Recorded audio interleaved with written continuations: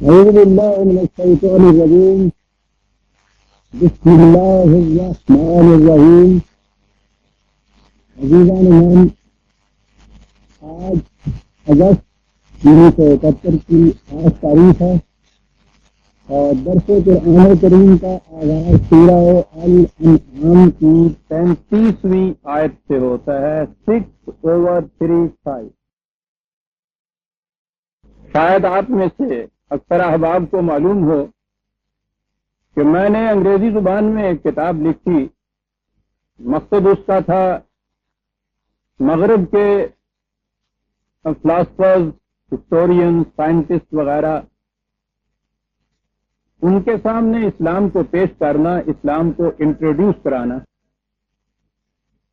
اس کتاب کا ٹائٹل یا عنوان جسے کہتے ہیں وہ ہے اسلام اے چیلنج ٹو ریلیجن. اہل مغرب تو بہت ان معاملوں میں باریک بھی ہوتے ہیں. وہ خود اس ٹائٹل کو دیکھ کے ہی چونک اٹھے اور میں نے عمدن یہ ٹائٹل اس کا رکھا تھا. اس کے معنی یہ ہے کہ اسلام مذہب کے خلاف ایک صدائے احتجاج. بڑی متضاد سی بات نظر آتی تھی. اسلام تو یکے المذاہب عالم شمار کیا جاتا ہے، دنیا کے مذاہب میں سے ایک مذہب. ہم خود یہی کچھ کہتے چلے آ رہے ہیں، ساری دنیا یہی سمجھتی چلی آ رہی ہے. ایک شخص اٹھتا ہے اور یہ کہتا ہے کہ صاحب اسلام تو مذہب کے خلاف ایک چیلنج ہے. تو وہاں اس کتاب کو بڑا سیریسلی لیا گیا اور مجھے خوشی ہوئی کہ انہوں نے اسلام کی اس حیثیت کو متمیز طور پر پہچانا کہ یہ مذہب نہیں ہے. حتیٰ کہ ان میں سے دو ایک بڑے بلند مرتبہ مشنری فلاسفر تھے. انہوں نے تو مجھے لکھا کہ آج تک مسلمانوں کا مقابلہ عیسائیت کے ساتھ ہوتا رہا، یہ مناظرے کرتے رہے، مباحثے کرتے رہے، اور ان میں اگر میں یہ نہ کہوں کہ ہم جیتتے تھے تو کم از کم یہ ماننا پڑتا ہے کہ برابر سرابر کشتیاں رہتی تھیں. لیکن اسلام کی یہ جو حیثیت تم نے بتائی ہے، اب میں یہ سمجھتا ہوں کہ کم از کم عیسائیت تو اسلام کے مقابلے میں اکھاڑے میں آ ہی نہیں سکتی. ان دونوں کے میدان ہی تم نے مختلف کر دیے ہیں اور ہمیں اب اس کے بعد سوچنا پڑے گا کہ عیسائیت کو اسلام کے مقابلے میں لائیں کس گوشے سے. میں اس چیز کو قرآن کریم کی روح سے ایک عرصہ سے پیش کر رہا ہوں کہ قرآن مذہب کے خلاف ایک چیلنج ہے. مذہب یا ریلیجن کی جتنی بنیادی خصوصیات ہیں وہ انہیں ایک ایک کو توڑتا چلا جاتا ہے اور اس کے بعد دنیا حیران ہوتی ہے کہ خود اسی سٹیج پہ کھڑا ہے. یہ بہت بڑی خصوصیت ہے اور کوئی بات ہو یا نہ، میں کہتا ہوں یہی ایک دلیل، اور اگر اس کو قرآن سے ثابت کر دیا جائے تو اس چیز کے لیے کافی ہے کہ کم از کم قرآن تو ضرور خدا ہی کی کتاب ہے. انسانوں کی تصنیف اسے مذہب کے زمرے میں ہی شامل کرتی. مذہب کی ایک بنیادی خصوصیت یہ ہے، کسی اہل مذہب کو آپ دیکھیے، وہ جب بھی اپنے بانی مذہب کی بات کرے گا اس کی خصوصیات معجزات بتائے گا. وہ اپنے مذہب کا مدار ہی اس پہ رکھے گا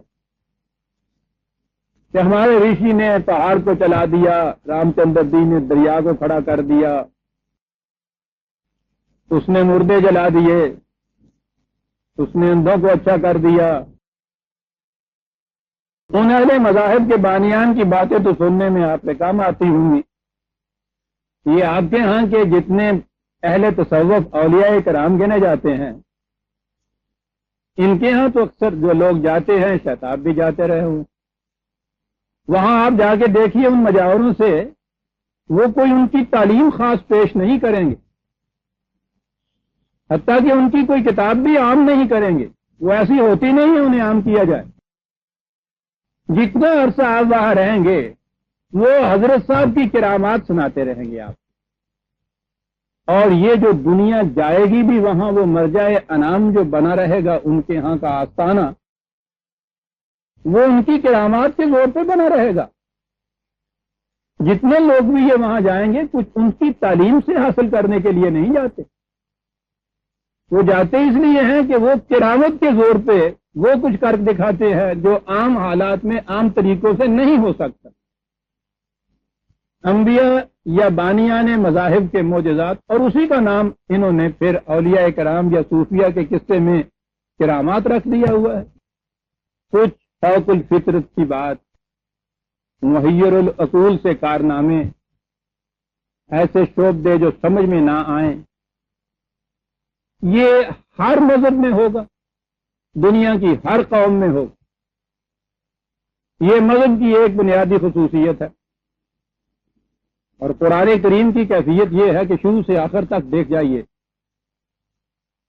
تو اس کی مخاطب اولی قوم جو ہے وہ اسے بھی مذہب سمجھ کے اس کا مطالبہ کرتی ہے. ہر مقام پہ اس کے تردید کی جاتی ہے، اس سے انکار کیا جاتا ہے. ان سے کہا جاتا ہے کیا مانگتے ہو تم؟ میں تمہاری عقل و فکر کو اپیل کر کے ایک بات کہتا ہوں، تم کہتے ہو کہ یہ چراغ گل کر کے پھر ہم کو یہ چیز مذہب بتاؤ. سارا قرآن اس چیز کے خلاف ایک چیلنج ہے. اور فرمایا آپ نے کہ کس طرح سے مذہب کے پورے دائرے میں سے الگ ہو جاتا ہے. یہ ان حضرات کے متعلق جہاں یہ احسان گنائیں گے ان کے مجاور کے ساتھ، یہ یہاں آئے تو کفرستان تھا، اور پھر آپ نے یہاں اسلام پھیلایا. کیسے پھیلایا؟ وہاں بیٹھ گئے، سارا علاقہ ہندوؤں کا تھا. ایک دن ایک مردے کو لیے جا رہے تھے، حضرت صاحب نے فرمایا کہ رکھو یہاں اس کو، اور رکھ دیا. اور انہوں نے کہا کہ اٹھ اللہ کے نام سے، اور وہ اٹھ کے بیٹھ گیا، اور سارا علاقہ مسلمان ہو گیا. یعنی ان علاقوں سے مسلمان کرنے یا ان قوموں کو مسلمان بنانے میں کسی تعلیم کا اثر نہیں، تو کوئی نہ کوئی کرامت دکھائی، مسلمان ہو گئے. اب ان کی کرامت تو ایک چھوٹے سے علاقے کے چھوٹے سے حلقے کی کرامت تھی. ان سے اگر اتنا علاقہ مسلمان ہو سکتا ہے تو آپ سوچئے کہ یہ انبیاء کرام جو تھے، یہ ان کو یہ کیا مصیبت پڑی ہوئی تھی. ساری زندگی مخالفین کا مخالفت میں گزر گئی، گالیاں کھا رہے ہیں، مار کھا رہے ہیں، اذیتیں پہنچائی جا رہی ہیں، وطن چھوڑنا پڑ رہا ہے، میدان جنگ میں جا رہے ہیں، شہید ہو رہے ہیں، اذیتیں برداشت کی جا رہی ہیں، مسلسل زندگی ان ساری چیزوں کی. بالآخر اس کی ضرورت کیا تھی پھر؟ ان کی تو چھوٹی سی کرامت تھی، ان کی تو ایک کرامت دکھا دی جاتی، علاقے کا علاقہ مسلمان ہو جانا چاہیے تھا. اگر حضرت صاحب کی اتنی سی کرامت سے ایک پورا چھوٹا سا گاؤں، چھوٹا سا علاقہ مسلمان ہو جاتا ہے، تو ان کی کرامت سے جسے معجزہ کہا جاتا ہے، اس سے تو پورے کی پوری آدھی دنیا یا ان کا دائرہ تبلیغ جو ہے وہ سارا مسلمان ہو جانا چاہیے تھا. کیا بات ہوئی ہے ان کی؟ وہاں کیوں نہ یہ کچھ ہوا؟ اور پھر معاف فرمائیے، ہمارے ہاں بھی پھر جب یہ دین مذہب کی سطح پہ لایا گیا اسلام، تو آج آپ اپنے ہاں کے واعظ اور میلاد کی مجلسوں میں بھی جائیے تو وہاں بھی آپ کو معجزات گنائے جائیں گے. وہاں حضور معجزے بھی اس قسم کے عالمگیر، ساری دنیا جن کو دیکھے. چاند کی طرف حضور نے انگلی کی تو دو ٹکڑے ہو گیا، آدھا ادھر سے نکل گیا، آدھا ادھر سے نکل گیا بغل کے نیچے سے، یا پہاڑ کے ایک طرف آدھا ہو گیا، ایک طرف آدھا ہو گیا. آپ سوچئے تو صحیح ذرا کہ آپ کے اس حضرت وصولی شاہ کے ذرا سے کسی معجزے سے کہ انہوں نے کسی کی آنکھ میں لب لگا لیا اور آنکھ اچھی ہو گئی، علاقہ مسلمان ہو گیا. یہ چاند کے دو ٹکڑے ہو گئے، ساری دنیا نے اس کو دیکھا ہوگا، اور باقی دنیا تو ایک طرف رہی، وہ مکے والے بھی کافر کے کافر ہی رہے. یہ بڑے سوچنے کی چیزیں ہیں عزیزان مان. یہ ٹھیک ہے کہ باقی اہل مذاہب کے مقابلے میں مناظرے میں جب آپ اترتے ہیں تو مناظرہ تو دنگل ہوتا ہے، وہ اگر اپنے بانی مذہب کا ایک معجزہ بیان کریں گے، آپ اپنے ہاں کے 3 بیان کریں گے، یعنی ان کے مقابلے میں مقابلہ جیتنے کے لیے۔ لیکن سوچیے ذرا اس چیز کو کہ اگر اتنی سی کرامت سے اتنا علاقہ مسلمان ہو جاتا ہے، تو اس ایک معجزے سے یہ ساری دنیا کے کافر مسلمان کیوں نہ ہوئے؟ ساری دنیا تو چھوڑ دیجیے، میں کہتا ہوں وہاں کے مخاطبین 13 سال مکے کے، اور پھر 8 ہجری میں ہجرت کے بعد نبی اکرم صلی اللہ علیہ وسلم کی حیات طیبہ کے صرف 1.5 سال پہلے تک یہ سارے مسلسل مقابلے، جنگ احد اور جنگ بدر اور جنگ حنین اور خیبر اور یہ اور وہ عجیب مصائب میں زندگی گزر رہی ہے۔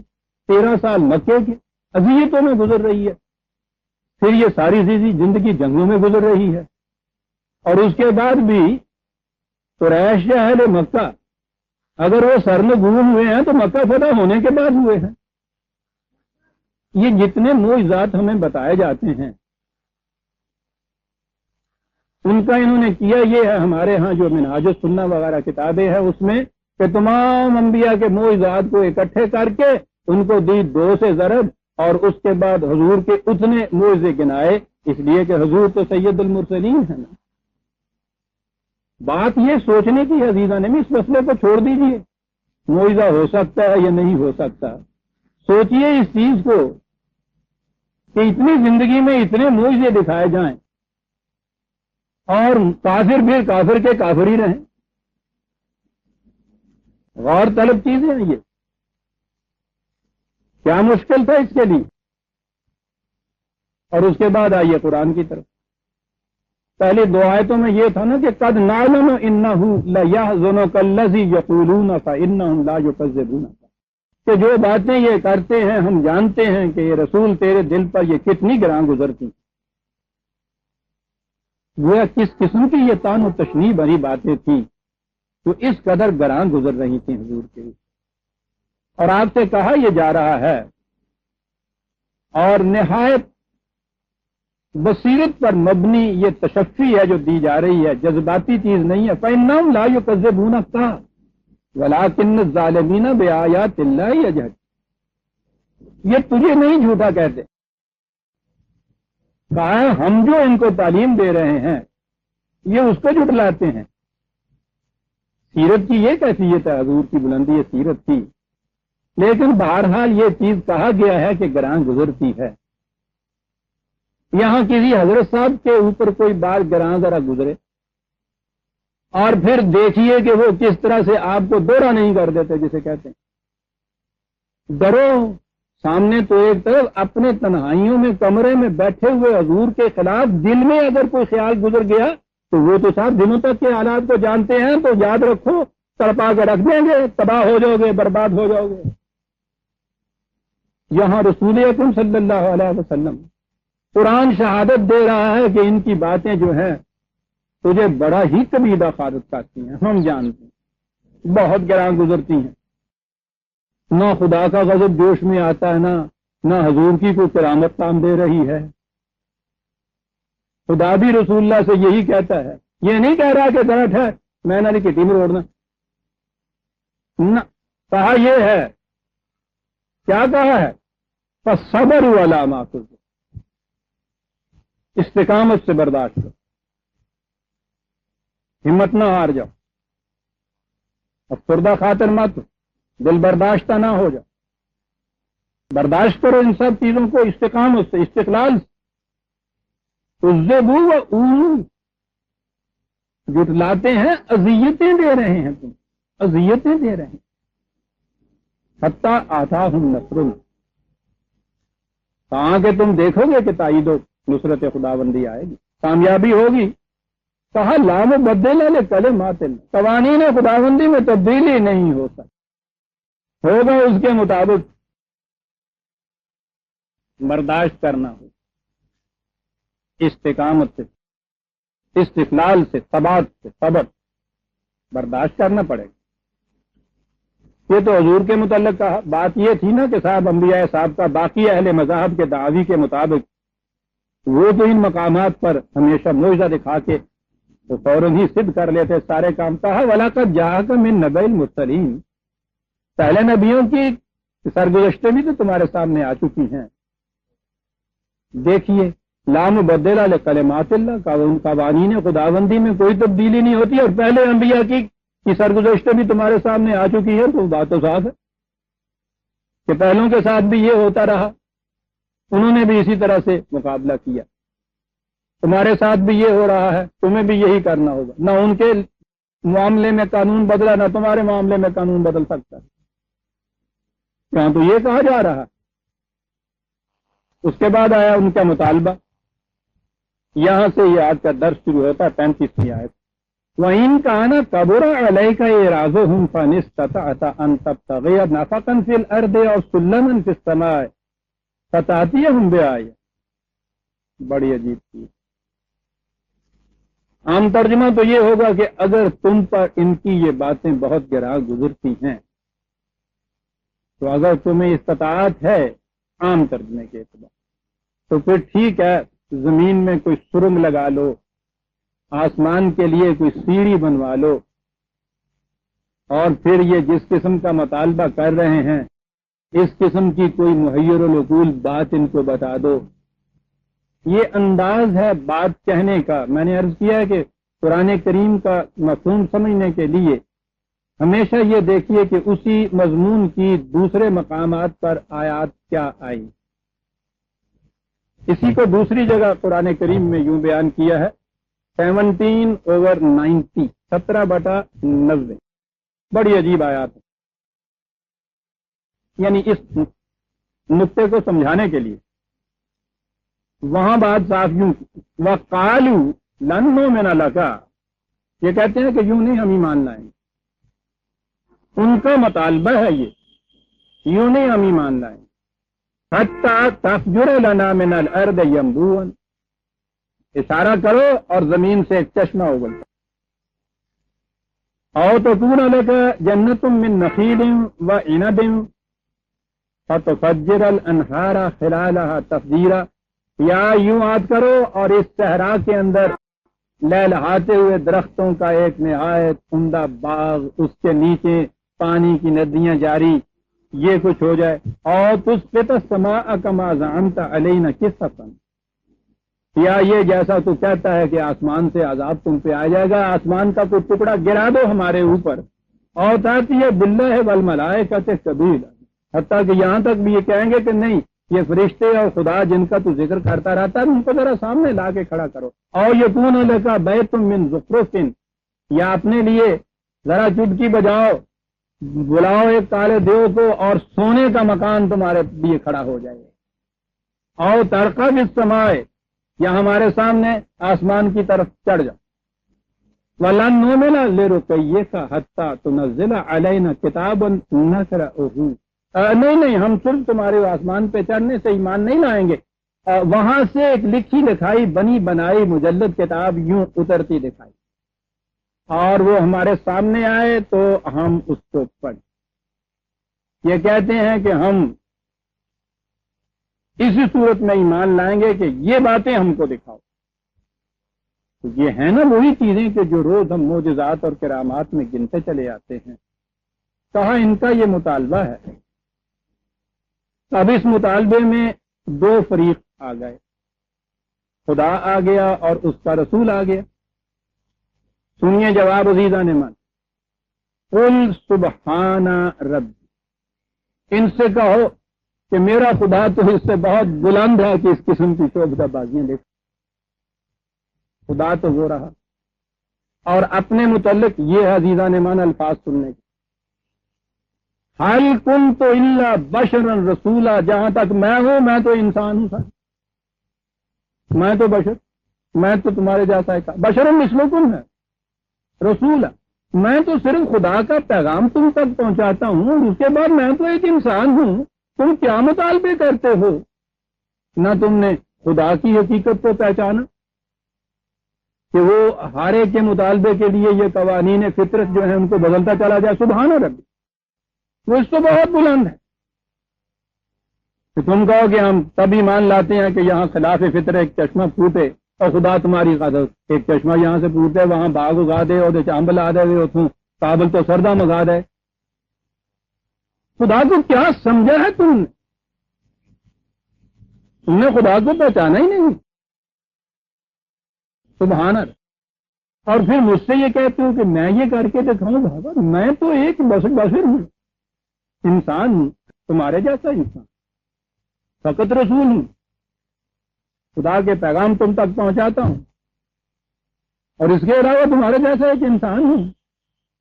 چاہیے عزیزان من, وہ جو میں نے کہا تھا کہ اسلام چیلنج ہے ریلیجن کے خلاف, یہ حقیقت ہے یا نہیں؟ یہ ہے چیلنج یا نہیں ریلیجن کے خلاف؟ ہر مذہب اپنے دعوے کی بنیاد ان معجزات پہ رکھتا ہے, کرامات پہ. اسلام میں بھی ان مخاطبین نے یہ مطالبے کیے ہیں. یہ بات نہیں کہ یوں ہی بات گزر گئی ہے, پتہ نہیں صاحب اگر وہ مانگتے وہ کہتے تو یہاں بھی یہ کچھ ہوتا. انہوں نے مانگے ہی نہیں تھے. قرآن یہ بتا رہا ہے, ایک دفعہ نہیں, ایک جگہ نہیں ہے, 20 مقام پہ یہ کچھ کہا ہوا. وہ مطالبے کرتے ہیں, یہ جواب ملتا ہے. یہی چیز یہاں جو ہم آیت ہمارے سامنے ہے, جہاں سے درس شروع ہوا ہے, انداز یہی, یہ مطالبہ کرتے ہیں کہ یہ کچھ ہو. کہا کہ بفرض محال اگر اس پہ اے رسول تمہیں بھی یہ بات گراں گزرتی ہے, یعنی یہ بات نہیں ہے کہ رسول اللہ بھی یہ چاہتے تھے. میں نے عرض کیا کہ وہ بات تو وہاں قرآن نے بتا دی نا, اسی کا انداز لوٹایا ہوا یا الٹایا ہوا انداز اس کو کہتے ہیں. وہ کہا کہ یہ سب کچھ بھی کرو. سوال یہ نہیں ہے کہ اس طریق سے ہم چاہتے ہیں کہ یہ راہ راست پہ آ جائیں یا ایمان لے آئیں یا حقیقت کو مان لیں. وَلَوْ شَاءَ اللَّهُ لَجَمَعَهُمْ عَلَى الْهُدَىٰ.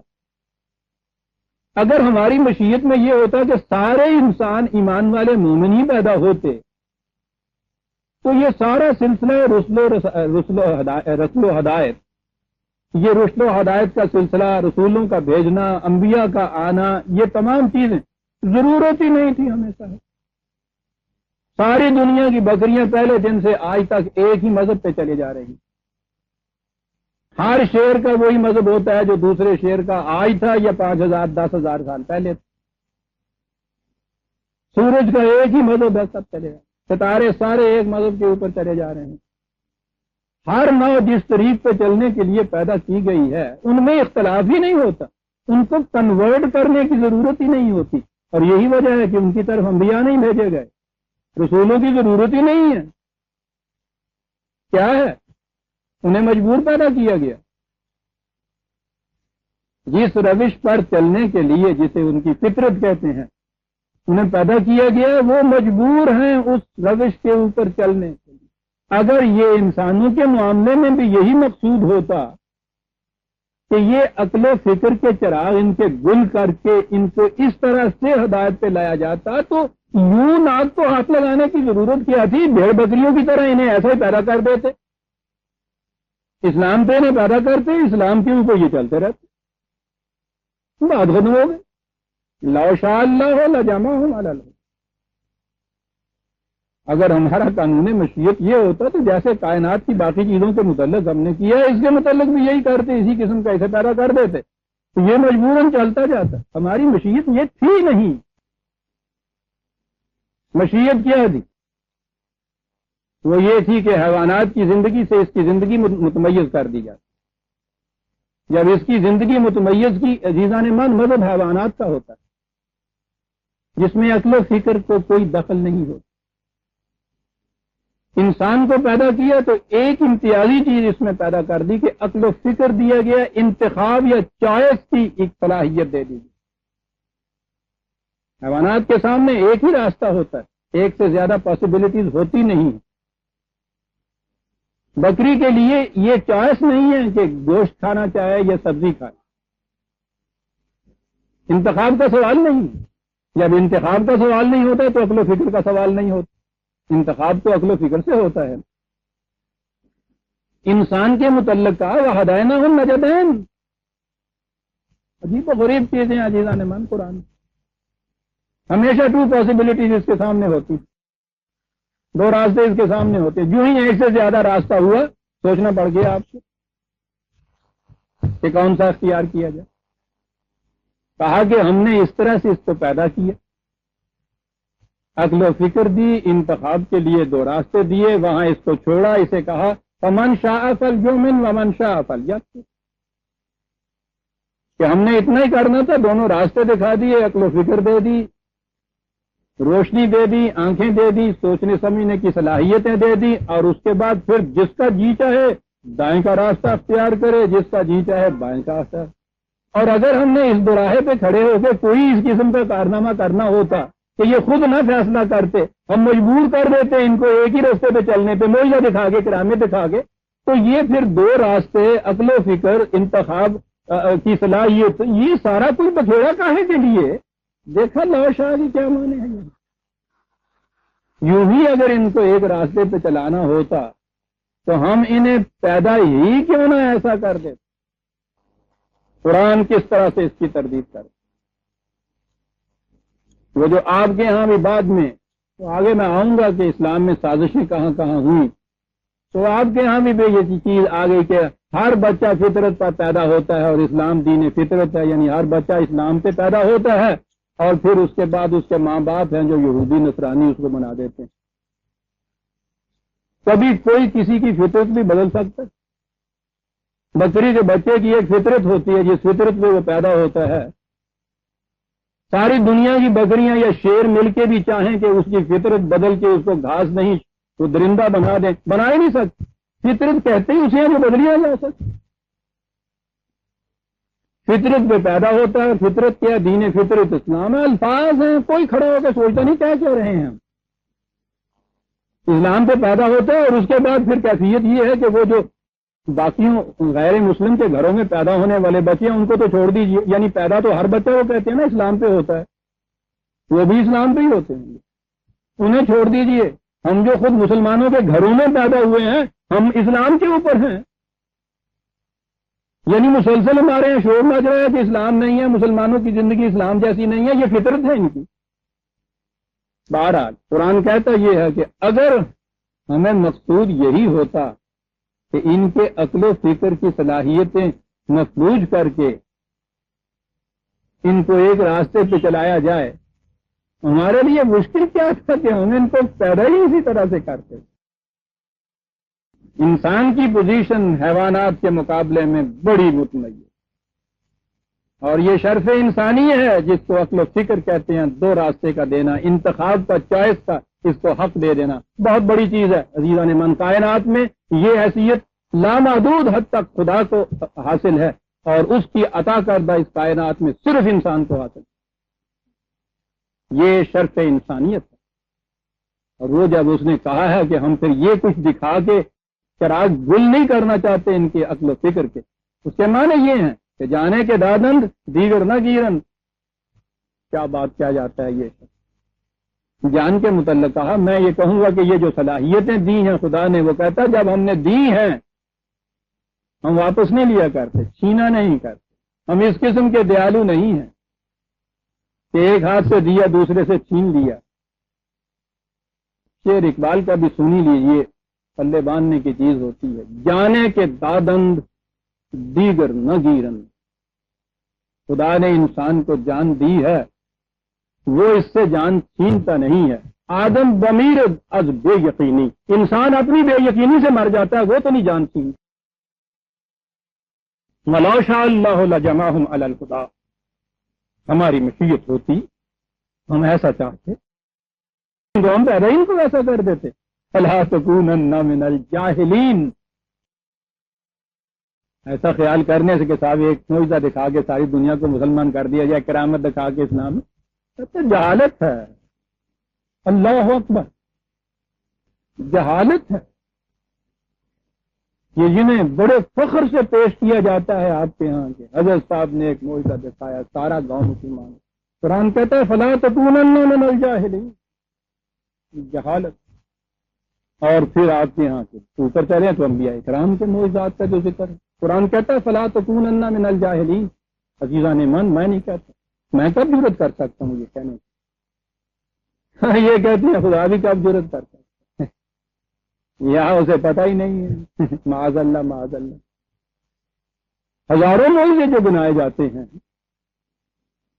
تو اب کیا کہا جائے اس کے بعد؟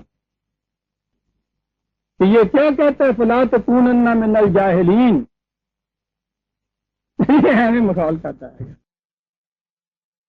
سورہ یونس 10/99 10/99 غالباً۔ سنیے عزیزان من، عجیب و غریب آیات آتی ہیں انسان، نکال لیے آپ نے قرآن سے، نکال لیجیے، الفاظ دیکھنے کے ہیں۔ 10/99 10/99 وَلَوْ شَاءَ رَبُّكَ، یہ دیکھیے وہی شاء جو یہاں آیا ہے، وَلَوْ شَاءَ رَبُّكَ لَآمَنَ مَنْ فِي الْأَرْضِ كُلُّهُمْ جَمِيعًا۔ خدا کی مشیت میں اگر یہ ہوتا، اس کا قانون مشیت ایسا ہوتا کہ زبردستی مسلمان بنانا ہے تمام انسان، کلہم جمیعاً، یعنی اندازہ لگائیے جامعیت کا، بلا استثناء ایک کے سب مسلمان ہوتے، لیکن کیا یہ ہوتا؟ چاہت سے تو نہ ہوتے۔ تو جب خدا کی مشیت یہ نہیں تھی تو رسول اللہ سے کہا افا انت تکرہ الناس حتی یکونوا مؤمنین، تو خدا کی تو مشیت یہ نہیں تھی، کیا تو چاہتا ہے کہ لوگوں کو زبردستی مومن بنا لیا جائے کسی طرح سے؟ یعنی تو سمجھتا ہے کہ خدا سے یہ بات رہ گئی ہے، وہ کر نہیں سکتا تھا، اس لیے تو اس طرح سے کر دے۔ اگر یہی کچھ کرنا ہوتا، مجبوراً کسی کو مسلمان بنانا ہوتا، تو ہم یہ کر نہ سکتے، ہم نہیں کر سکتے۔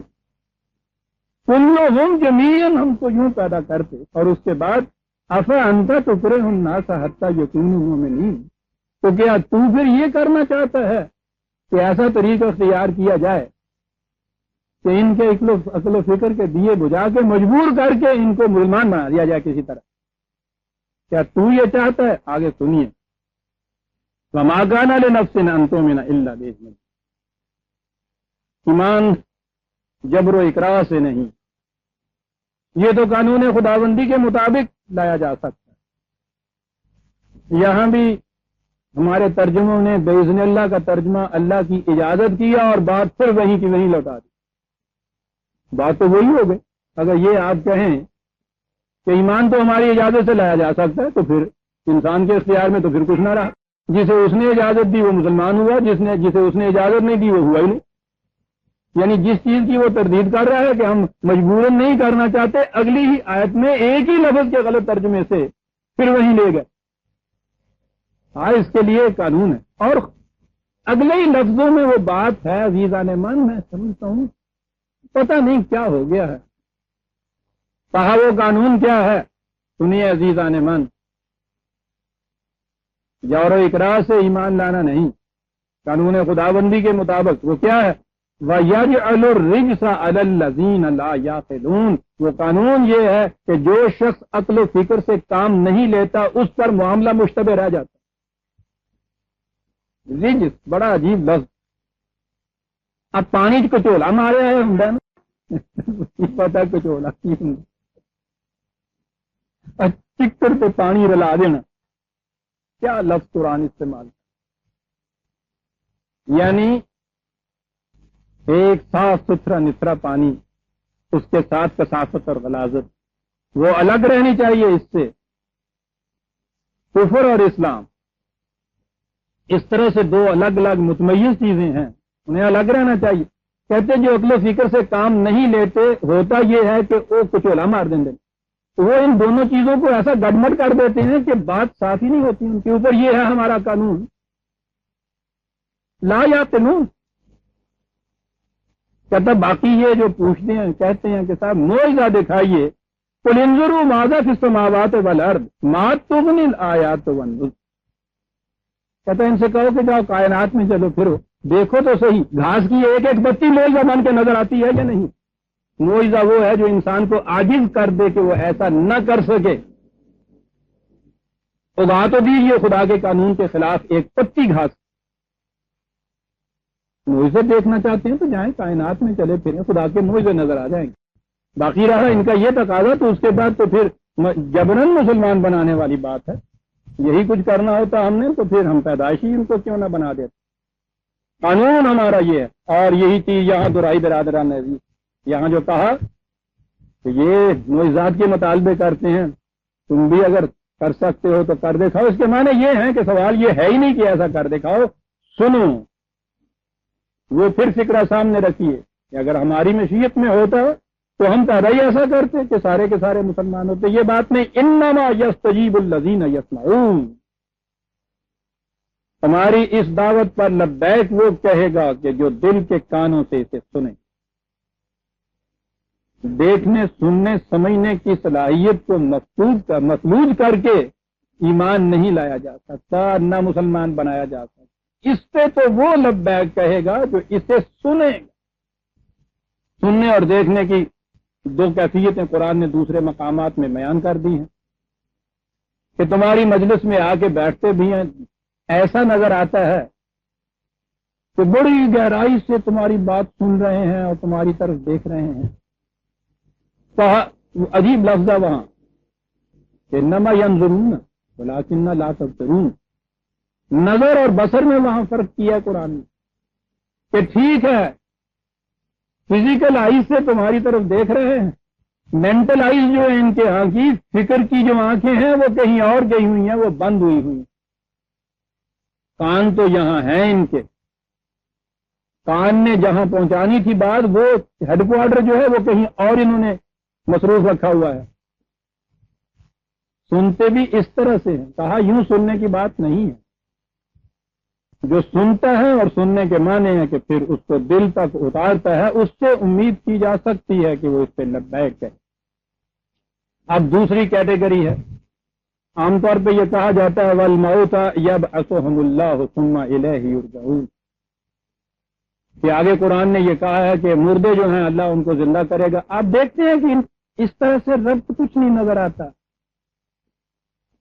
کہ لبیک وہ کہیں گے جو سنیں گے اور مردوں کو خدا اٹھائے گا قیامت میں، کچھ بات نہیں نظر آتی. قرآن کریم میں آپ دیکھیے اس نے یہ لوگ جو عقل و فکر سے کام نہیں لیتے، صحیح راستے پہ نہیں آتے، سنتے نہیں، دیکھتے نہیں، انہیں اندھا کہا ہے، بہرا کہا ہے اور مردہ کہا ہے. ان کے مقابلے میں زندہ اسے کہا ہے کہ جس کا دل زندہ، یہی ہے وہ زندگی اور موت. دل مردہ دل نہیں ہے، اسے زندہ کر دوبارہ، کہ یہی ہے امتوں کے مرض کوہن کا چارہ. یہ اس کو قرآن کریم نے بھی مردہ کہا. ایک تو وہ ہیں کہ جو اس دعوت کی مخالفت کر رہے ہیں، مقابلے میں آ رہے ہیں، سرکشی برت رہے ہیں، نہیں چلنے دیں گے، سمجھنے سوچنے کے باوجود اپنی ضد پہ اڑے ہوئے. ان الذین کفروا سواء علیہم انذرتہم ام لم تنذرہم لا یؤمنون. یہ وہ ہیں، یہ نہیں کہ جو کافروں کے گھر میں پیدا ہو گئے وہ ایمان ہی نہیں لائیں گے. تو پھر یہ اسلام ہے کن کے لیے؟ ان الذین کفروا فعل ہے وہاں. جو یہ روش اختیار کرتے ہیں، کفر کے معنی انکاری نہیں ہوتا، سرکشی ہوتا ہے. لیکن ایک وہ ہیں کہ جو بے حس پڑے،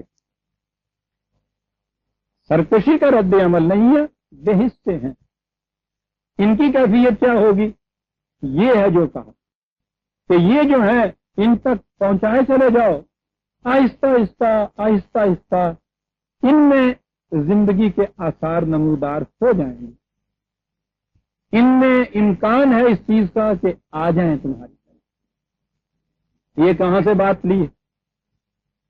حضرت ابراہیم علیہ السلام کا واقعہ پہلے بیان کر چکے قرآن، وہ جسے سب سے بڑا معجزہ گنایا جائے. حضرت ابراہیم علیہ السلام نے خدا سے کہا رب ارنی کیف تحیی الموتی. وہ جسے کہا جاتا ہے کہ انہوں نے کہا کہ یا اللہ مجھے دکھا تو کیسے مردوں کو زندہ کرتا ہے. اللہ نے کہا کہ کیا تو ایمان نہیں رکھتا اس پہ؟ کہا نہیں، ایمان تو رکھتا ہوں لیکن ذرا اطمینان چاہتا ہوں. اور پھر وہ جو آگے وہ ساری آیتوں کا ترجمہ سورہ بقرہ میں 2/260 وہ سارا واقعہ وہاں ہے کہ ان سے کہا کہ 4 پرندے لے لو، پھر ان کو ذبح کر کے ان کا قیمہ کرو، پھر وہ ملاؤ قیمہ، پھر اس کا تھوڑا تھوڑا حصہ 4 پہاڑوں کی چوٹیوں پہ رکھو، پھر اس کے بعد تم آواز دو تو وہ پھڑپھڑاتے ہوئے آ جائیں گے تمہاری طرف. اس طرح سے ہم مردے کو زندہ کریں گے، تو ادا کریں گے قیمہ۔ وہ آیات پہلے آ چکی ہے، تفصیل وہاں میں نے عرض کی، بات یہاں اختصاراً یہ عرض کرتا ہوں کہ مردے کو زندہ کرنا ہر نبی کے ساتھ یہ ہوتا تھا۔ یہ قوم کا سرکش طبقہ تھا، اس کو چھوڑیے، باقی قوم کا بے حس طبقہ سامنے ہوتا تھا، اور یہ طبقہ واقعی بڑا صبر آزما ہوتا ہے، چھوڑا جا نہیں سکتا کہ آپ نا امید نہیں ان سے ہو سکتے۔ سوئے ہوئے کے متعلق کبھی نہیں آپ کہہ سکتے کہ یہ اٹھنے کے بعد دوست ہوگا یا دشمن ہوگا۔ جاگتے کے متعلق تو آپ بتا سکتے ہیں دوست ہے یا دشمن، اس کے متعلق امکانات ہوتے ہیں، اور یہ سلسلہ رشد و ہدایت ایسا ہے، رسول تو اس قدر، جسے قرآن میں خود کہا ہے حریص ہے، یہ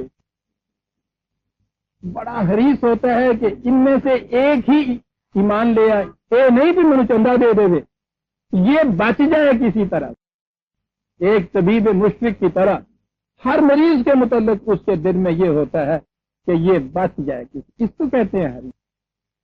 ایک ایک کو بچانے کی خاطر یہ رسول یہ کرتا، گالیاں کھاتا تھا، مار کھاتا تھا، لہو لہان ہوتا تھا، اور اس کے باوجود یہ چاہتا تھا، دعا یہ تھی طائف سے جب آپ آئے ہیں اور انہوں نے واقعی لہو لہان کر دیا، تھک کے چور ہو کے درخت کے نیچے بیٹھ گئے، کچھ کہہ رہے تھے زبان سے، ایک بدو نے یہ کہا کہ میں قریب آ کے سننا چاہتا تھا، میں دیکھنا چاہتا تھا کہ رسول ایسے وقت میں گالیاں کس قسم کی دیتا ہے ان کے حق میں، بد دعائیں کیا کرتا ہے اس وقت۔ خاموشی سے اپنے خدا سے کہہ رہا تھا کہ یا اللہ ان کو معاف کرنا، انہیں پتہ نہیں میں کون ہوں۔ اس مشرک کی تو یہ کیفیت ہو، تو یہ جو سننے والے اپنی پیغام پہنچا، کیا یہ بھی زندہ ہو سکتے ہیں؟ کیا یہ بھی زندہ ہو سکتے ہیں؟ میں نے بھی ترجمہ صحیح نہیں کیا عزیزان من، سن لیجئے گا۔ کیفیت تو علم، وہ طریقہ کیا ہے جس سے یہ زندہ ہوں گے؟ دیکھا دونوں میں فرق کیا ہے؟ جب تو کہتا ہے کہ ان تک پیغام پہنچا یہ ہوں گے، تو یہ تو ہے میرا یہ ایمان ہے کہ زندہ ہو سکتے ہیں ان میں سے۔ میں پوچھنا یہ چاہتا ہوں کیسا تو کیا بات ہے ڈاکٹر صاحب، وہ طریقہ میں کیا اختیار کروں کہ یہ زندہ ہو جائے، یہ دیکھنا چاہتا ہوں۔ ایمان تو اس پہ ہے، اگلا جو فکر ہے نا کہ کیا ایمان نہیں ہے، تو نبی سے بھی پوچھا جا رہا ہے ایمان نہیں، اس کے واسطے کہ خدا مردوں کو زندہ کرے گا قیامت میں، نبی کو بھی ایمان نہیں ہے۔ نہیں، اس پہ میرا ایمان ہے، جو تو کہتا ہے کہ دعوت پہنچایا جائے، میرا ایمان ہے کہ ان میں امکان ہے اس کا۔ میں تو پوچھتا ہوں وہ طریقہ کیا ہے، طریقہ تو بتا دے گا تو مجھے اطمینان ہو جائے گا کہ اس طریقے سے جو میں چل رہا ہوں تو ٹھیک ہے میرا طریقہ۔ مجھے اپنے طریقے کے متعلق اطمینان نہیں ہے کہ صحیح ہے یا غلط ہے۔ واہ واہ، تو بتا دے گا تو میں اطمینان سے چل پڑوں گا کہ ٹھیک ہے۔ دوائی دینا، انجیکشن لگانا لے مین کو دیا، لیکن جب اسے ڈاکٹر بتا دیتا ہے نا اسے یوں کرنا، اس کے بعد پھر جو جس یقین اور اطمینان سے انجیکشن لگاتا ہے، دونوں میں بڑا فرق ہوتا ہے۔ کیسا تو علم ہو، بس یہ پوچھنا چاہتا کہا کہ بات سمجھ میں آ جائے گی تمہیں۔ کہا یہ جنگل میں اڑنے والے پرندے، تیتر، طوطے، بلیں، بتا کیفیت ان کی یہ ہے کہ تو جنگل میں چلا جائے، سوکھے ہوئے پتوں کے اوپر پاؤں تمہارا آ جائے تو اس کی آہٹ سے یہ پھڑپڑا کے اٹھ جاتے ہیں، تمہارے قریب ہی نہیں آتے۔ لیکن تم نے یہ بھی دیکھا ہوگا کہ صبح ہی صبح وہ ایک شخص پنجرا بند کیے آگے آگے جا رہا ہے جنگل میں، باہر کھلی فضا میں، تیتر اس کے پیچھے پیچھے بھاگا ہوا چلا جائے، اس کے ہم نوا اور ہم سفیر جنگل کے تیتر وہ آوازیں دے رہے ہیں کہ ہم یہاں ہیں، وہ سن بھی رہا ہے لیکن وہ جا رہا ہے اسی طرح۔ کہا کہ ان دونوں میں کیا فرق ہے؟ وہی تیتر وہ ہے، وہی یہ ہے، یہ کیا ہوا اس تیتر میں، یہ قلب ماہیت جو اس کی ہو گئی، یہ اس کے ساتھ جو اتنا مانوس ہوا کیا ہے؟ کہا کہ ذرا جا کے یہ دیکھو کہ یہ جنگل کے وحشی پرندوں کو سدھایا کیسے جاتا ہے، تصور ہننا ہی لے، یہ ہے لفظ وہاں عزیزان من، سدھایا کیسے جاتا ہے۔ کیسے سدھایا جاتا ہے عزیزان من؟ پرندے کا سدھانا اللہ بڑا صبر آزما مرحلہ ہوتا ہے، بڑا پتا مارنا پڑتا ہے، بڑی استقامت چاہتا ہے، بڑا ثبات چاہتا ہے۔ یہ ایک طوطے کو میاں مٹھو چوری کھانی ہے اینا سکھاؤ واسطے کبھی تھی دیکھو، یہ تو بچے کا عشق ہوتا ہے جو اسے یہ کچھ کر جاتا ہے۔ بڑا ہمت طلب مسئلہ۔ کہا کہ ابراہیم دیکھا ہے تم نے پھر جنگل میں اڑنے والے نامانوس وحشی پرندے ایک چٹکی بجانے سے کس طرح اس کی طرف اڑ کے آ جاتے ہیں؟ پنجرے والے کو تو چھوڑ دیجیے، چیڑ جڑے ہوں آگے نہیں۔ باز اور شاہین جیسا پرندہ، یہ زہابی سے جو آتے ہیں آپ کے یہاں کے ساتھ شکار کھیلنے آئے ہیں، عقاب پرندوں کا شیر، اڑنے میں فضا کی انتہائی بلندیوں تک جانے والا، جنگل میں صحرا میں شکار کے پیچھے کھلا چھوڑ دیتے ہیں اس کو، بالکل کھلا، تیر کی طرح جھپٹ کے چلتا ہے، بعض اوقات سینکڑوں میل اسے نکل جانا پڑتا ہے شکار کے پیچھے۔ اتنی توانائیوں کا، اتنے عظیم شاہپر رکھنے والا شہباز فضا کی آزادیوں کے اندر اتنی تیزی سے اڑنے کے بعد پھر وہیں اس کے ہاتھ کے اوپر آ کے بیٹھ جاتا ہے۔ کہا ابراہیم یہ کیسے ہوا ہے؟ سدھانا پڑتا ہے۔ اگر سدھانے والا درمیان میں کسی طرح دل برداشتہ ہو جائے، ثبات و استقامت کو چھوڑ دے، پھر یہ رام نہیں ہوتا۔ کہا ابراہیم مرحلہ بڑا جانگداز اور صبر طلب ہے، لیکن ایک نبی کو تو یہی کرنا پڑتا ہے، نہ تلوار لے کے اس کو سر کاٹ دینا ہوتا ہے، کیما کر دینا ہوتا ہے، نہ چٹکی بجا کے اس کو معجزہ دکھانا ہوتا ہے۔ استقامت سے، صبر سے ان کی عقل و فکر کو مخاطب کر کے اپیل کرتے چلے جاؤ۔ وہ وحشی پرندے ہیں، ان کا رد عمل اور ہوگا، تم دل برداشتہ نہ ہو جائے، ہمت نہ چھوڑ جائے۔ اور اس کے بعد دیکھو کہ یہی وحشی پرندے کس طرح سے تمہاری ایک آواز کے اوپر دوڑتے ہوئے تمہاری طرف چلے آتے ہیں۔ عزیزان من، وہی مکہ کہ جس کی یہ کیفیت تھی کہ 13 سال تک پرندہ تو صرف کھٹکھٹاہٹ سے اڑ جاتا ہے، انسان تو اس کھٹکھٹاہٹ کے بعد پتھر مارتا ہے، تیر چلاتا ہے۔ اسی مکے کے میدان کے اندر حجۃ الوداع میں نبی اکرم صلی اللہ علیہ وسلم کے اس زمانے کو سامنے رکھ کے دیکھیے، تاریخ کے اندازے کے مطابق 1,00,000 پرندہ اس ہما کے گر جمع ہوا تھا، پروانہ وار 13 اور کم از کم 9 22 سال کی اس تاریخ سے جو ابراہیم کو سکھایا گیا۔ ایک شخص ان میں سے نہ تلوار کے زور پہ مسلمان کیا گیا، نہ کوئی معجزہ دکھا کے اس کو اسلام کی طرف کیا۔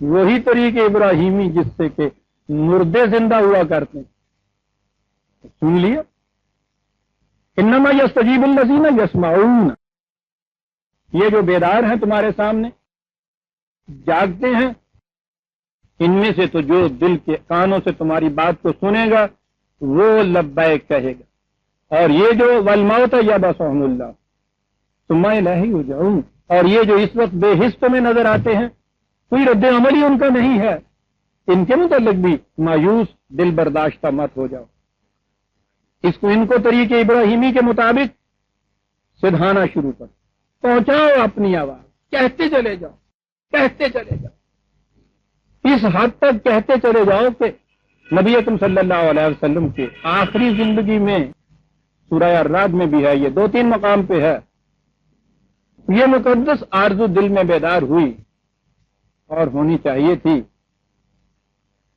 کہ یا اللہ میری ساری زندگی اسی دعوت میں اور اس کے نتیجے میں کسی قسم کی مصائب اور مشکلات اور اذیتوں میں گزر جائے گی، ان سے تو نہ میں ڈرا ہوں نہ مجھے ان کا شکوہ ہے، جی چاہتا یہ ہے کہ جس نظام کی دعوت دی تھی، جس درخت کو اپنے ہاتھوں سے لگایا تھا، میرے سامنے وہ برگ و بار لے، جی چاہتا یہ ہے کہ وہ میری آنکھوں کے سامنے کامیابی اس میں ہو اور وہ نظام متشکل ہو۔ کہا کہ یا اللہ کیا یہ ہوگا کہ میں دیکھ لوں اپنی آنکھوں سے اس کو؟ کتنی معصوم آرزو ہے۔ ایک شخص 23 سال سے زندگی اپنی وقت کیے ہوئے ہے، اذیتیں، مصیبتیں، تکلیفیں، صعوبات، مشکلات اس کے حصے میں آ رہی ہیں۔ جو کچھ کر رہا ہے اس کے متعلق پہلے دن سے کہہ رہا ہے لا اسألکم علیہ من اجر، اس کا میں کوئی معاوضہ نہیں تم سے مانگتا، بلا معاوضہ یہ کچھ کر رہا ہے۔ اتنی سی آرزو تو ٹھیکیدار ہونی ہی چاہیے۔ اور عمر کے آخری حصے میں کہ یا اللہ میں اسی طرح سے آگے چلا جاؤں گا، یہ اپنے سامنے دیکھ لوں گا۔ جی چاہتا تھا، جی چاہتا ہے کہ کم از کم اتنی رعایت تو اس کی طرف سے ہو جاتی، اور اس کے لیے مشکل بھی کیا تھا کہ وہ کہہ دیتا کہ ہاں کوئی بات نہیں، تیری زندگی میں ہم ایسا کر دیں گے۔ یہ بھی نہیں، لا مبدل لکلمات، کہا کہ رسول ہم جانتے ہیں تیری اس آرزو کو بھی، ان جذبات کو جس کے ماتحت تم نے، لیکن نما علیک البلاغ، تیرے ذمے تو اس بات کو پہنچائے جانا ہے، وعلینا الحساب، اور یہ بات ہمارا قانون ہے جو حساب کر کے دیکھا کہ اس درخت پھل کب آئے گا، تمہاری اس آرزو کی خاطر قبل از وقت پھل نہیں آ سکتا۔ اللہ قرآن دین ہے، اس کا رسول ہے، خدا ہے۔ یہ کیفیت یہاں انبیاء کرام تو ایک طرف رہا، ہر بوڑ پیر، ہر ککڑ پیر نری وگن ڈئی ہوئی ہے چوچو، دن بھر ان کے پاس جا کے مرادیں لاتے ہیں، وہ کہتے ہیں کل آئے گی، کل کا ہے تو آئے گا، کل کا ہے کے لیے آئے گا کہ حضرت صاحب رات کو جاتے ہیں اور پھر وہاں سے اللہ میاں کے ہاں سے ان درخواستوں کے اوپر حکم لکھوا کے لے آتے ہیں اپنی مرضی کے مطابق۔ صاحب ان کی مرضی کے مطابق چاہتے ہیں نا جی، خدا بڑے لاڈلے آ گئے۔ اللہ وہ خدا اپنے رسول سے کہہ رہا ہے، رسول بھی آخری رسول، زندگی کے آخری دنوں میں ایک آرزو دل میں بلا کہ یا اللہ کے اس سال کی محنتوں کا سرمایہ اپنی آنکھوں سے دیکھ تو نہیں، پوچھا ہی ہے کہ کیا دیکھ سکوں گا، یعنی انداز بھی ہم دیکھیے، درخواست کا انداز بھی یہ ہے کہ کیا دیکھ سکوں گا میں؟ جواب یہ ملتا ہے کہ تیرے ذمے تو پہنچائے چلے جائیں، انما علینا الحساب، حساب ہے یہاں تو ہر بات قاعدے اور حساب سے ہو، یہ حساب ہمارے قانون کے مطابق ہو۔ کوئی درخت کتنی محنت چاہے گا اور کب پھل لائے گا، یہ کھیتی کب پکے گی، ہمارا حساب ہے، اس کے مطابق ہو جائے۔ بات رکھیے، میں تو یہ کہتا ہوں کہ نبی اکرم صلی اللہ علیہ وسلم نے دیکھ تو لیا تھا، وہ تو جانا تھا، ذرا ہی پہلے پوچھا تھا نا۔ میں تو یہ کہوں گا کہ اگر وہ جب یہ ہونا تھا اور اللہ کو تو معلوم تھا کہ ہاں آپ کے سامنے ہو جائے گا، اینی کو گل ہوتی جی رکھن میں کیا دیتے۔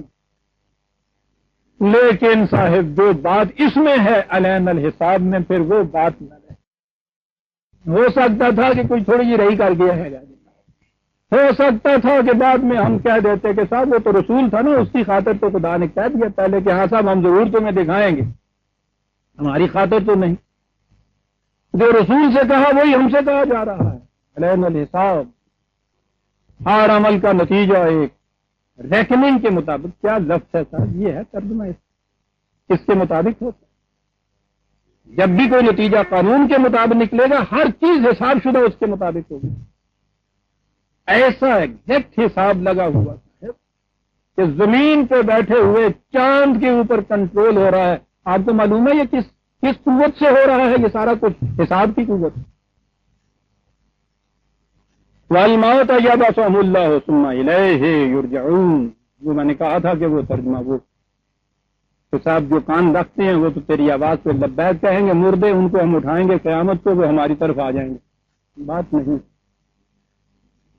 یہ وہ مردے ہیں کہ جو بے حس ہیں اس وقت ہماری دعوت کے سامنے، اسے مایوس مت ہو جاؤ، طریق ابراہیمی اختیار کرو، کہے جاؤ اپنی بات، پہنچائے جاؤ، ان واشی پرندوں کو سدھائے چلے جاؤ، سدھائے چلے جاؤ. ثم الیہ یرجعون، یہ بس اٹھا بٹھائیں گے ہمیں. بلکہ باسا کے معنی یہ عجیب لفظ ہے جو استعمال ہوا ہے یہاں. اٹھانا ہی عام ترجمہ ہم اس کا کر دیتے ہیں. مشکل یہی ہے کہ ترجمہ ہو ہی نہیں سکتا. قرآن کے الفاظ کا ترجمہ دنیا کی کسی زبان میں نہیں ہو سکتا عزیزان من. خود عربی زبان میں نہیں ہو سکتا، اس کے مرادف نہیں مل سکتے. اور زبانوں میں کیا ہوگا؟ باعث کے معنی ہوتا ہے کسی کی آزادی کے راستے میں جو رکاوٹیں کھڑی ہوں انہیں دور کر دینا. جاگنے والے کے راستے میں نیند ایک رکاوٹ ہوتی، جسے اسے جگانا کہتے ہیں. اس رکاوٹ کو دور کرنا ہوتا ہے. یہی جو باعث آپ نے دیکھا وہ باعث پارٹی ہے. آپ میں آزادی کے معنوں میں جو لفظ آتا ہے یہ اسی لیے آتا ہے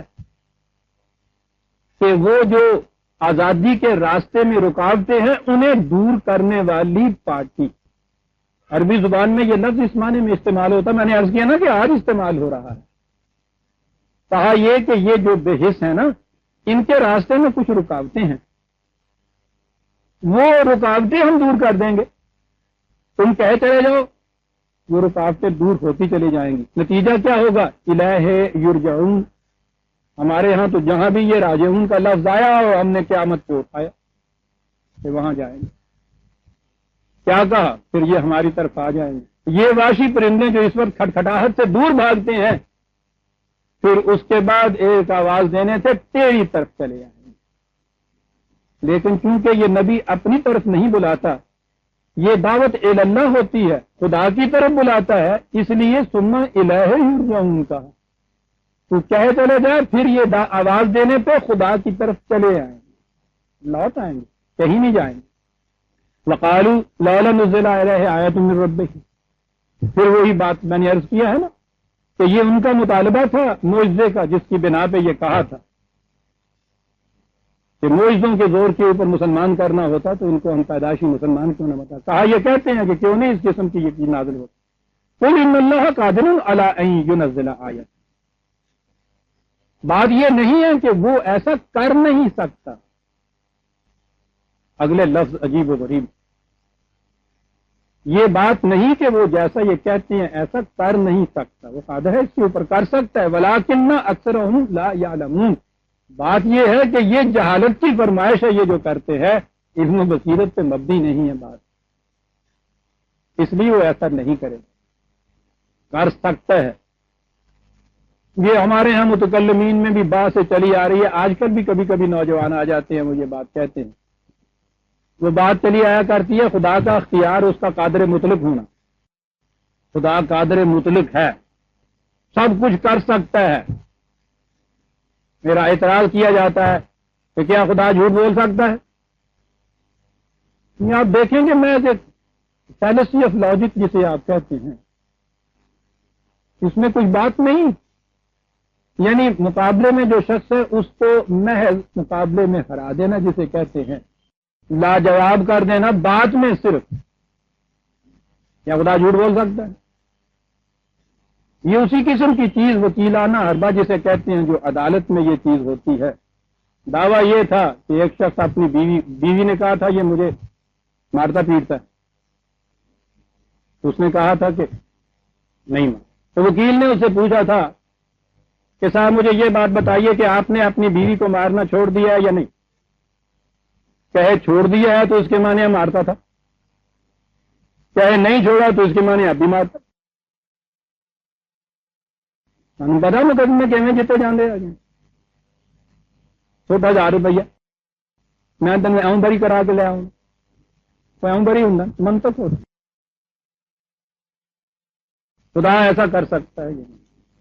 کہا قادر ہوں. 2 لفظوں میں بات ساری کر جاتا ہے سب پورا. خدا یہ کچھ کر سکتا ہے، خدا یہ کرتا نہیں.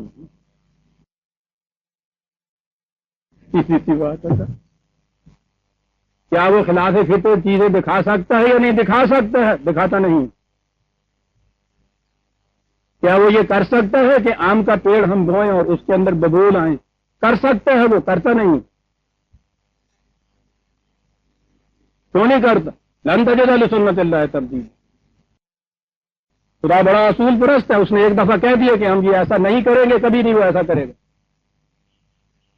تمہارے ہاں جو شخص ایک دفعہ یہ کہہ دے کہ میں اصول کا پکا ہوں، اصول ہوں اچھے، اس پہ پابند ہو، اس کے لیے شان میں تو فساد پڑھتے ہو، اور یہ چیز خدا کے خلاف لے جاتی ہو تم کہ جو وہ کر سکتا ہے کرتا نہیں۔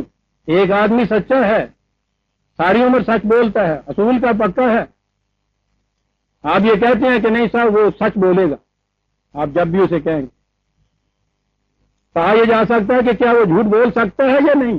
بول سکتا ہے۔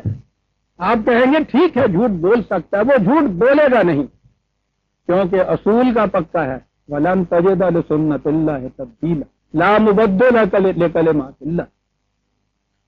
ہم نے خود یہ قوانین بنائے، ہم ہر وقت ان کو بدل سکتے تھے، جو بنا سکتا ہے بدل سکتا ہے، لیکن اس کے بعد ہم نے خود یہ چیز کہہ دی کہ ہم بدلیں گے نہیں، ہم وعدے کے سچے ہیں، بات کے پکے ہیں، اصول پرست واقع ہوئے، ہم بدلیں گے نہیں۔ جب کہہ دیا ہم نہیں بدلیں گے تو ہم نہیں بدلیں گے،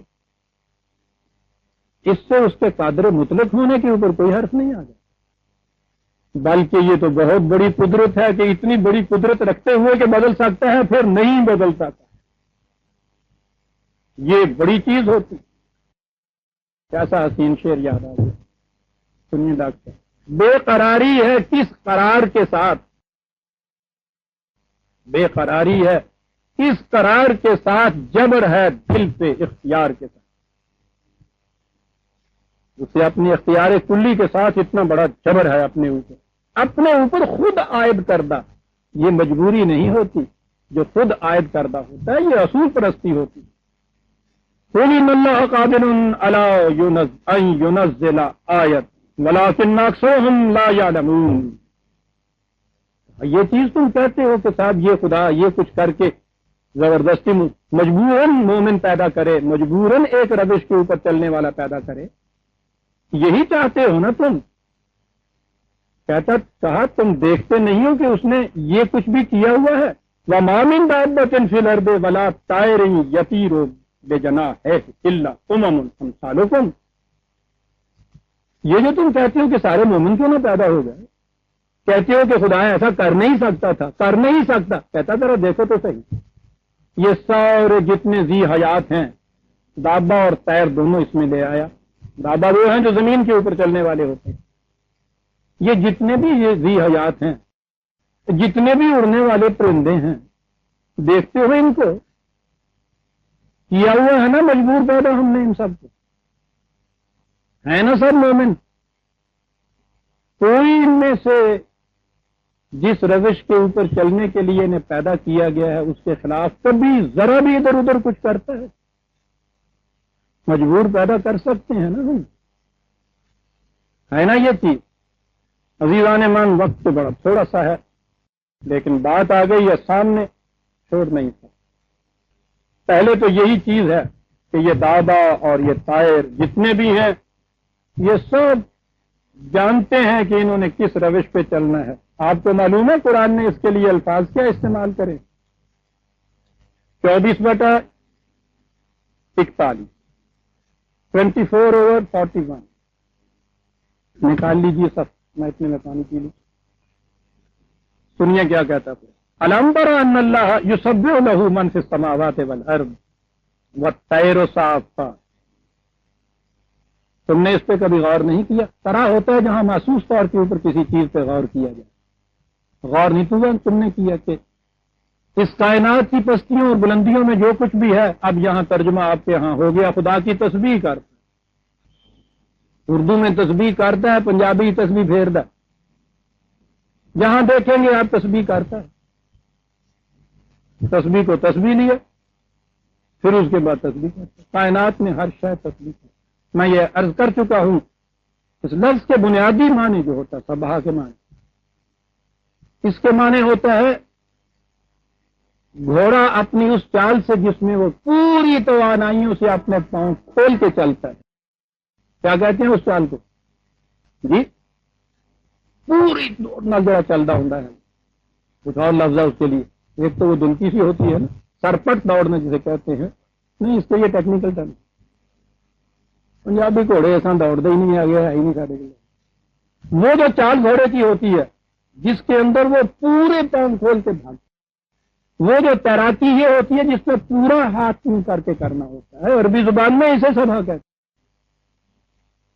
جو کام کسی کے ذمے ہو اس میں پوری توانائی صرف کر کے تاب حد امکان پوری استطاعت کے ساتھ کھول کے سرگرم عمل رہنا۔ دیکھتے نہیں ہو تو طرح ہے، یہاں فکری چیز یوں ہی نہیں ہے، محسوسات کے طور پہ ہے، سبھی چیزیں ہیں نا، سائنٹسٹ کی لیبارٹری میں دیکھا جائے، دیکھتے نہیں ہو کہ ہر شے کس طرح اپنے فرائض مفوضہ کی سربراہی میں اس طرح سے تیزی سے سرگرم عمل ہے۔ وہ تیر و صاف خاطر، اور یہ پرندے بظاہر جو تمہیں یوں ہی نظر آتے ہیں کہ تخت پستت اڑتے چلے جا رہے ہیں، سنیے آگے، ان میں سے ہر شے، یہ کیوں ایسے ہیں، ان میں سے ہر شے کل قد علم صلاتہ و تسبیحہ، ان میں سے ہر شے اپنی اپنی صلات اور تسبیح کو جانتی ہے۔ دیکھا صلات کا لفظ، تسبیح کا لفظ، جب ان سے پوچھئے کہ جنہوں نے صلات کو محدود کر دیا، مقید کر دیا صرف کتنے سے حصے پہ جو مسجد میں ادا کی جاتی ہے، عزیزان من وہ بھی صلات ہے، صلات کا ایک گوشہ ہے۔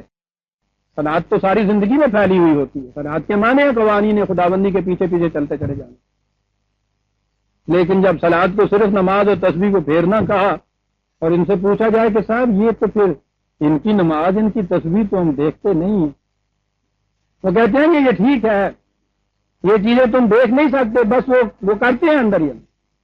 چل بھائی، ہر شے ان میں سے جانتی ہے کہ وہ کیا منزل ہے جس کی طرف اس نے جانا ہے، وہ کون سی روش ہے جس کے اوپر اس نے چلنا ہے، اور پھر پوری توانائی سے اس کے پیچھے چلے جاتی۔ واللہ علیم بما یفعلون، اور ہم جانتے ہیں کہ یہ کیا کرتے ہیں۔ میں کہہ یہ رہا تھا وما من دابۃ فی الارض ولا طائر یطیر بجناحیہ، یہاں اور بات کہی، کہا تو یہ ہے کہ مجبور تو یہ ہیں، یہاں ایک لفظ آیا ہے باب سائنٹسٹ حضرات کے لیے غور طلب، اور میں کہتا ہوں ایک لفظ ہی اگر لے لیں تو بتا دیتا ہے کہ یہ واقعی خدا کی کتاب ہے۔ ایک باہری سائنٹسٹ کے سامنے بھی یہ چیز لائی جائے گی تو اس کا سر جھک جائے گا اس کے لیے، تو کہتا ہے یہ ساری چیزیں ذی حیات جتنے تمہیں نظر آتی ہیں الا امم امثالکم، تمہارے جیسی اسپیشیز ہیں۔ میں نے اسپیشیز کا ترجمہ اس لیے کیا کہ ڈارون نے جب ریسرچ کی ہے ایوولوشن کے اوپر تو اس نے یہ جتنی چیزیں پہلے دن سے جو ایک یونیٹری سیل جو ہے یونیلیٹرل سیل، ایک لائف سیل، ایک جرثومہ زندگی کا، وہاں سے لے کے زندگی پیکر بشریت تک جو آئی ہے، اس میں جن مراحل میں سے یہ گزری ہے ان میں سے جب وہ ان کی تحقیق کرتا ہوا چلتا جا رہا ہے تو مختلف انواع گنا رہا ہے، نوع گنا رہا ہے، ایک اس کا نام سپیشیز، یہ اس نے بتایا یہ ہے، یہ آپ کے اس دور کے سائنس کا مارکۃ الآرا کارنامہ ہے جسے ایوولوشن کی تھیوری کہتے ہیں، اور اس میں بتایا یہ گیا ہے کہ یہ سارے ذی حیات جتنے بھی ہیں یہ ویسے پیکروں کے اعتبار سے تو مختلف نظر آتے ہیں، اپنی اوریجن کے اعتبار سے یہ سب ایک ہی ہیں، ایک جیسے، انسان سے لے کے وہ پہلے کیڑے تک ساری انواع جو ہیں ایک جیسی ہیں، نوع انسانی جیسی ہیں اوریجن کے اعتبار سے۔ اس نے نام ہی اس لیے اپنی کتاب کا لکھا دی اوریجن آف سپیشیز، کہ ان کا اوریجن کیا ہے، سرچشمہ کیا ہے۔ قرآن یہ کہہ رہا ہے کہ یہ جتنے بھی تمہیں ذی حیات نظر آتے ہیں وہ زمین پہ چلنے والے ہوں، فضا میں اڑنے والے ہوں، امم امثالکم، یہ انسانوں جیسی سپیشیز ہیں۔ لفظ یہاں ہے امم، عزیزان مان، ام کے معنی ماں ہوتا ہے، عربی زبان میں سرچشمے کو کہتے ہیں، اوریجن کے لیے یہ لفظ آتا ہے، اوریجن آف سپیشیز ترجمہ ہے اس اللہ قرآن ہے عزیزان مان۔ ہم آپ کیا سمجھیں گے؟ ڈارون کے سامنے کوئی لے آتا جھوم اٹھتا اس چیز کے، کیا لفظ استعمال کر گیا ہے، ہم سالکم کے تمہاری یہ ہو گئے کہ تمہاری جیسی بنو، یہ ٹھیک ہے کہ عموم کا لفظ آخر میں چال کے گروہ یا نو کے لیے آتا ہے، اپنے روٹ کے اعتبار سے یہ جو ہے کیونکہ ماں کے معنی میں ہوتا ہے، قرآن کے میں بھی استعمال ہے، عربی زبان میں بھی کسی شے کا جو سرچشمہ ہوتا ہے، اوریجن ہوتی ہے، اسے وہ کہتے ہیں۔ الکتاب قرآن نے کہا قرآن تمہارے پاس جہاں ہے اس کی وہاں ہے۔ کہتے ہیں یہ جتنے ذی حیات ہیں کے اعتبار سے سارے امثالکم تمہارے جیسے ہیں تو یہ تمہارے جیسے، فرق دیکھو کتنا فرق ہے، وہ اس قدر مجبور ہیں تو کوئی دوسری روش اختیار نہیں کر سکتے۔ تم اتنے صاحب اختیار ہو کہ تمہیں ہم نے خود چوائس دے دیا ہے۔ ما فرطنا فی الکتاب من شیء، ان کے لیے جتنی بھی یہ کتاب فطرت بچھا رکھی ہے ہم نے، کہیں کوئی کمی اس میں نہیں، کوئی شے ایسی نہیں ہے جس کی زندگی کے لیے وہاں قوانین موجود نہ ہوں۔ اور اسی طرح سے یہ الکتاب جو تمہیں ہم نے دی ہے، اس میں بھی تمہاری زندگی کے لیے اسی طرح سے قوانین موجود ہیں۔ پھر تم دیکھتے ہو ثم الی ربہم یحشرون، ثم کے معنی یہی نہیں ہوتا آخر میں جا کے یہ ہوگا، اور کے معنی بھی ہو۔ تم دیکھتے ہو کہ یہ ساری جتنی بھی علوم ہیں، یہ جتنی اسپیشیز ہیں جن کے لیے کتاب فطرت میں قوانین ہم نے دیے ہیں، وہ کیسے اس مرکز کے گرد جمع ہو جاتے ہیں، وہ مجبوراً ہوتے ہیں۔ تم اپنے اختیار و ارادے سے ایسا کرو، یہ ہے فرق عزیزان من دونوں۔ اب آپ نے بات سمجھ لی جو شروع کی تھی کہ کہتے یہ ہے کہ معجزہ دکھا کے کیوں نہیں مسلمان بنا لیا جاتا، کس طرح سے قرآن کریم اس کو رد کرتا چلا آ رہا ہے۔ یوں مجبوراً تمہیں مسلمان بنانا ہوتا تو پیدا ہی ایسا کر دیتے۔ یہ دیکھتے ہو ساری جتنی بھی باقی امثالکم ہیں، یہ ذی حیات کائنات میں سارے بکھرے ہوئے پھیلے ہوئے، دیکھتے ہو کہ کس طرح سے ہمارے قانون کے اوپر چلنے کے لیے مجبور پیدا کیے گئے ہیں، مجبور چلے جا رہے ہیں۔ کر سکتے تھے ہم ایسا، تمہارے لیے بھی ہم کریں گے نہیں ایسا کہ ہم نے کہہ دیا تھا پہلے دن سے، اور ہم کبھی وعدہ خلافی نہیں کیا کرتے۔ رب ہونا جچدہ ہی انہوں نے عزیزان نے جڑا کبھی وعدہ خلافی، اصدق القول کہتا ہے، بات کا بڑا سچا، روش کا بڑا پکا ہو۔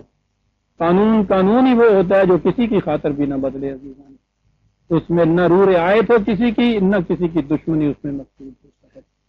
اور یہ وہی کر سکتا ہے جو جذبات سے بلند اور عاری ہو، اور یہ صرف کائنات میں خدا ہو سکتا ہے، کوئی اور نہیں ہو سکتا۔ انسان کتنا ہی بڑا قانون ساز کیوں نہ ہو، اس کے دل کے نرم گوشے کسی نہ کسی طرح سے ضرور جھک جاتے ہیں کسی نہ کسی طرح سے۔ وہ کہ جو آبجیکٹیولی اس چیز کو کر سکتا ہے جذبات سے بلند ہو کر، وہی کی ضرورت ہی اس لیے عزیزان من پڑتی ہے کہ وہ جذبات انسانی سے بلند سرچشمہ علم ہے، وہاں سے وہ چیز آتی ہے۔ کر سکتا ہے، کرتا نہیں ہے، کرے گا نہیں۔ طریق تمہارے لیے یہ اختیار کیا ہے، راستے تمہارے سامنے کھول کے رکھ دیے، باہر روشنی دے دی، تمہاری آنکھوں میں بینائی دے دی، ہر موڑ کے اوپر سائن پوسٹ قسم کر کے رکھ دیا، اور تم سے کہہ دیا فمن شاء فلیؤمن ومن شاء فلیکفر، جس کا جی چاہے ادھر جائے، جس کا جی چاہے ادھر جائے، جی چاہے جون سا راستہ اختیار کرو، لیکن جو راستہ اختیار کرو گے وہ راستہ اسی منزل کی طرف پہنچائے گا جس کی طرف جانے کے لیے اسے بنایا گیا ہے۔ یہ نہیں ہو سکتا کہ سڑک تم لے لو قصور کی طرف جانے کی اور پہنچ جو گجرا، یہ تو تمہارے اختیار میں ہے کہ تم مزنگ چنگی سے فیصلہ کر لو کہ کون سی سڑک اختیار کر لی، لیکن یہ نہیں ہو سکتا کہ اپنے فیصلے سے سڑک اختیار کرو، کدھر جانے کی منزل تمہیں مل جائے وہ دوسری، یہاں تم مجبور ہو وہاں تم صاحب اختیار۔ یہ ہے قرآن کا پیغام، اور یوں آپ نے دیکھ لیا کہ یہ کس طرح ایک چیلنج ٹو ریلیجن ہوتا ہے عزیزان من۔ یہ ایک گوشہ ہے میں نے جو بتایا ہے، آتے جائیں گے سامنے اس قسم کے گوشے جہاں یہ مذہب کی ایک ایک متمیز خصوصیت جو ہے اس کے خلاف چیلنج بن کے آئے گا۔ اسلام دین ہے عزیزان من، مذہب نہیں ہے، ریلیجن اس کا ترجمہ بالکل غلط ہے۔ ہم سورہ الانعام کی 38ویں آیت تک آ گئے، 39ویں سے آگے شروع کریں گے۔ ربنا تقبل منا انک انت السمیع العلیم